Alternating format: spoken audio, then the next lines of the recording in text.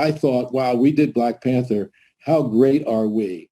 Welcome to all the Disney fans and Disney haters. I admit, I have a love-hate relationship with them myself. No, Disney and more importantly Mickey are not dead. They are alive and well. Well, okay, they're alive, but not doing so well right now. Which I'm sure many of you have noticed, unless of course you've somehow managed to avoid social media, the news, or even the internet in general. In this video, we'll take a look at where Disney's brand is at, what a brand is, and what brought Disney's brand to where it's currently falling to in the market. My education and career background is in marketing. On this channel, I like to take a look at pop culture, film, and television, but also the marketing behind those things.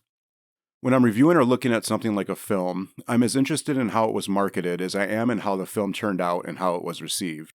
Even when I was a little kid, I was interested in the packaging my toys came in, the art, the design of the package, the interesting story that was often told on the back. But can you blame me for being interested in marketing? I come from a generation that was obsessed with cartoons that were really just half-hour commercials for toys like Transformers, G.I. Joe, and He-Man.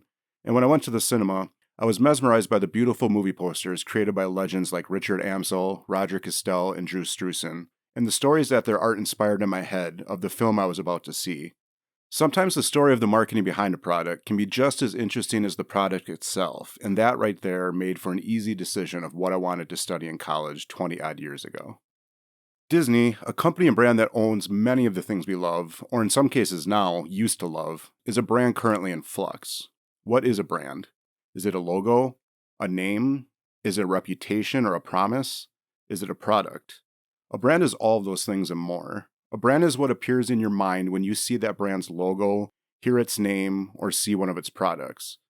It is the culmination of everything that everyone associated with that brand, from the lowest entry-level position to the CEO, has helped put into it. In the case of Disney, it is every marketing and sales decision, every creative decision, every movie, every toy, every news headline, every red carpet appearance, every promotional tour, every public statement, every parks visit, every earnings call, literally everything good and bad. And lately, it's been a lot more bad than good for Disney. When I show you this logo, what do you think of or what do you feel? I think of freedom, reliability, American pride, camaraderie. I feel a sense of excitement and youthfulness. I feel danger and thrills, and I feel like having fun.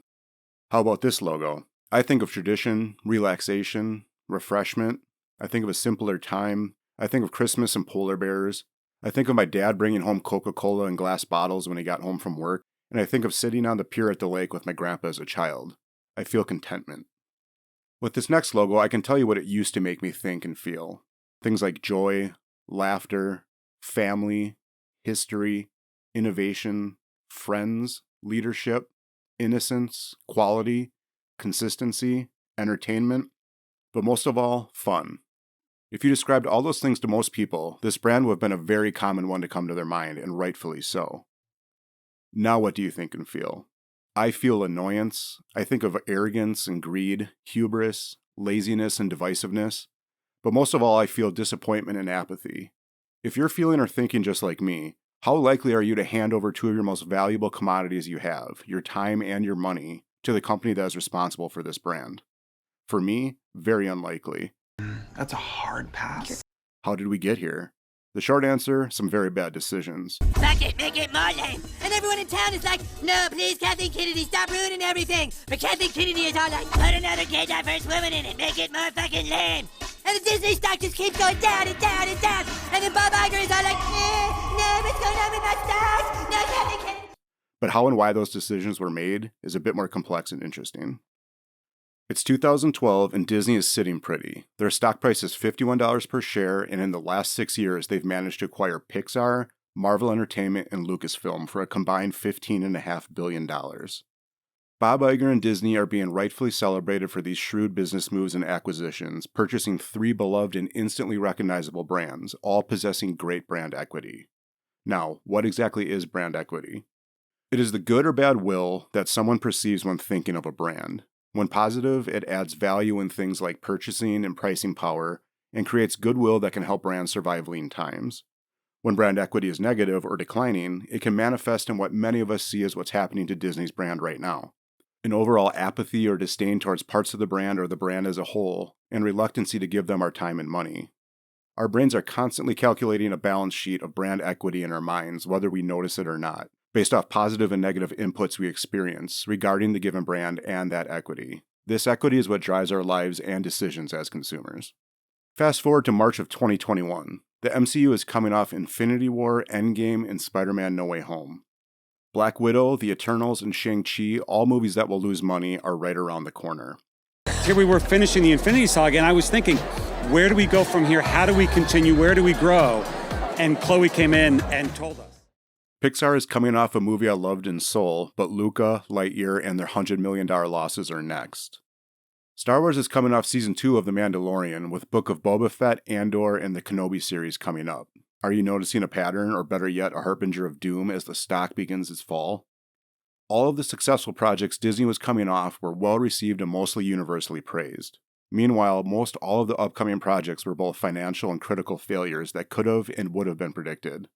Many of them divisive for a multitude of reasons, including market oversaturation, that Bob Iger recently admitted to in their earnings call, but that could be a separate video of its own. The facts remain, due to decisions made inside Disney by creatives and executives, a fissure had developed in fandom and that positive brand equity started to dry up along with profit. Which brings us to 2024. Meanwhile, at the Hall of Justice, Disney stock is double its price from 2012 at $108 per share, but it is also at almost half its price from its high in 2021. It's recently been announced that Disney Plus has streaming losses from the third quarter of $300 million with a loss of another 1.3 million subscribers, after having losses as high as 11.5 million subscribers in prior quarters.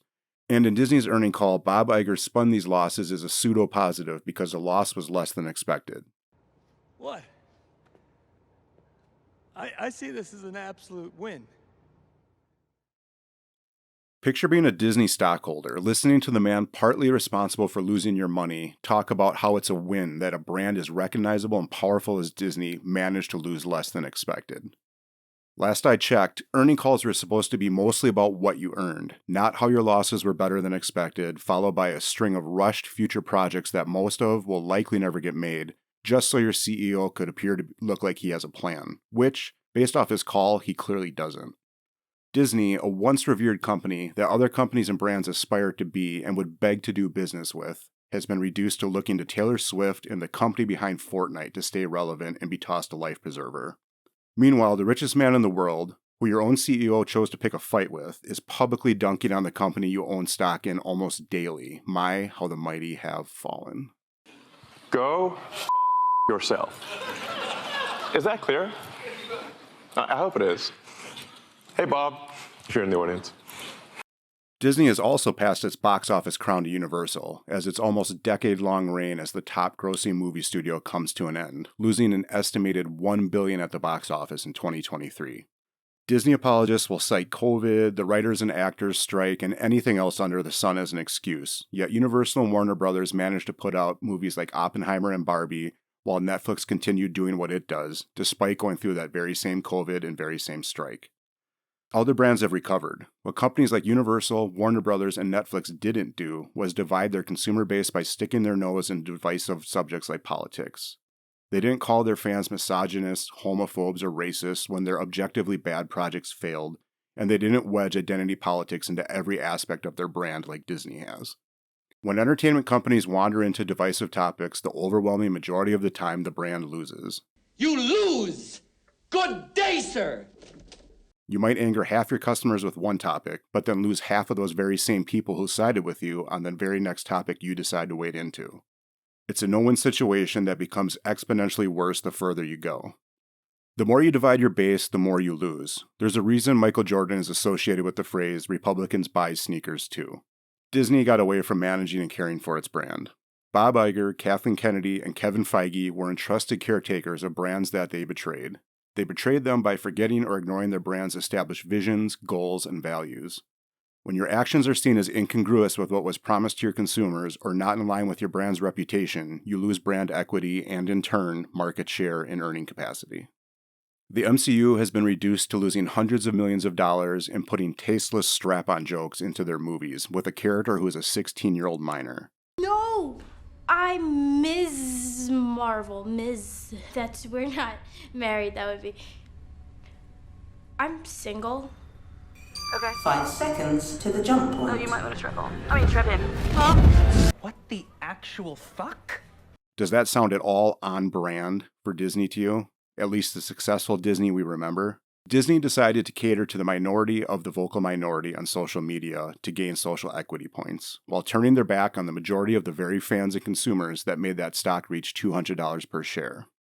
Coming out of college, it would have been a dream job to work in marketing for Disney or for a firm that worked with them. These days, it has to be absolute torture. It's a nightmare! I want to go home! What did I do to deserve this? You're tasked with putting lipstick on a pig and selling absolute crap, and any actual market research you work on is clearly being ignored. There is no world in the multiverse which any market data said it would be a good idea to sink hundreds of millions of dollars into shows like Echo, Ironheart, and Hawkeye, and then expect any kind of actual return on investment. I'm not saying you can't or shouldn't take risks once in a while, but when it's one after another failure that your marketing team had to have predicted, and you're in the ultra-competitive streaming market, at some point your message has to take a backseat to making money. Disney thought the MCU was unsinkable and found out the hard way it is not. You can't ignore piles of market data and even the built-in market research you have of which comics sold and which failed and expect to stay profitable. If someone had a successful steakhouse where 97% of Yelp reviews were positive and raved about how much they loved their menu, but 3% said they should switch to a vegan menu, and then that restaurateur did exactly that, you'd have an owner sitting in their now empty restaurant wondering where their clientele, and more importantly, where their money went, and you'd rightfully look at them like they were insane for doing what they did. What Disney has done is no different, except they're not an owner of a restaurant. They're a publicly traded company that Iger, Feige, Kennedy, and the board don't own. As a matter of fact, none of the board members owns any substantial amount of stock, so they have no skin in the game and serve only one purpose: to protect Bob Iger's job. What would you say you do here? Bob has surrounded himself with those loyal to him, insulating him from the outside world, but Nelson Peltz and Ike Perlmutter are looking to put an end to that. The worst thing you can do is have a bunch of people that all think the same. You should all be working towards the same goal with respect to the brand, but differences in opinion and different kinds of views should be welcomed and discussed as to avoid an echo chamber. So as to not just pick on Disney, the Star Wars prequels, which I like, are a great example of this echo chamber effect. Everyone was working towards a common goal, the completion of the movies. But most of the trilogy's flaws can be attributed to George being surrounded by a bunch of people that were just happy to be working with George Lucas, or were in awe of him. And while he has earned respect and admiration, his prequel trilogy would have been much better if he'd had someone like Larry Kasdan not afraid to voice disagreement or stand up to him and be willing to debate creative decisions. In addition to avoiding groupthink in its leadership, Disney does not need to weigh in on every single social issue or contentious topic in the world, especially politics. They should be socially aware, but not in the business of taking divisive social stands. We can laugh and joke about movies failing, how low Disney Plus ratings are, and the declining Disney parks. But the reality is, for many people, this is affecting their lives. The stock is affecting people's investments and retirements. It's affecting people that depend on dividends. Disney employees are losing jobs, and movie theaters are losing money. One by Me just closed, and I live in an area where free time and discretionary income is not a problem for much of the population. That is not a good sign. Companies like Hasbro are suffering losses and laying off workers, in part because sales of Disney, Marvel, and Star Wars toys have plummeted. At the end of the day, Disney is a corporation whose job it is to make money and serve their investors.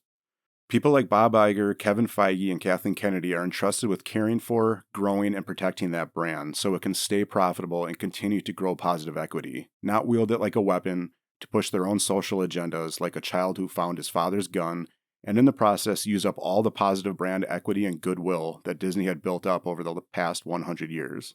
You wield it like a kid that's found his dad's gun. It didn't require any discipline to attain it. You know, you read what others had done, and you took the next step. You didn't earn the knowledge for yourselves, so you don't take any responsibility.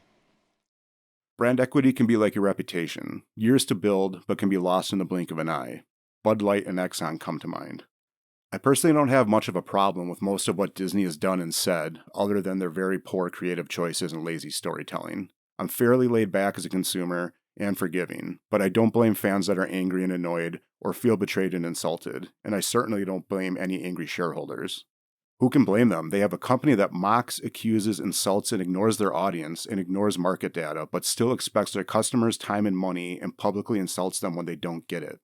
You reap what you sow, especially when it comes to brands and marketing, and Disney has sown division, politics, social discontent, and tribalism into their entertainment. Even if they turned everything around tomorrow, hired all the right people, and greenlit all the right projects, there will still be fans that will never come back, and the ones that will might take a while. I can honestly say that if Disney turned Marvel and Star Wars around, hired competent writers and directors, told real stories, stayed faithful to the lore and canon, and made something like Knights of the Old Republic trilogy for Star Wars, or captured the X-Men and Fantastic Four franchises perfectly, I'd come back. But not to where I had been in my brand loyalty prior. Everyone to a lesser or greater degree has a cutoff on their equity and brand loyalty. Some will never get back to where they were, and some are just plain gone. That's why it's important for executives to treat their brand with such care and respect, and also treat their customers with those same ideals. Bob Iger, Kathleen Kennedy, and Kevin Feige forgot that, and now because of it, a brand and many people down the line will monetarily suffer. Get more fucking lame! And the Disney stock just keeps going down and down and down! And then Bob Iger is all like, no, what's going on with my stocks? No, Kathleen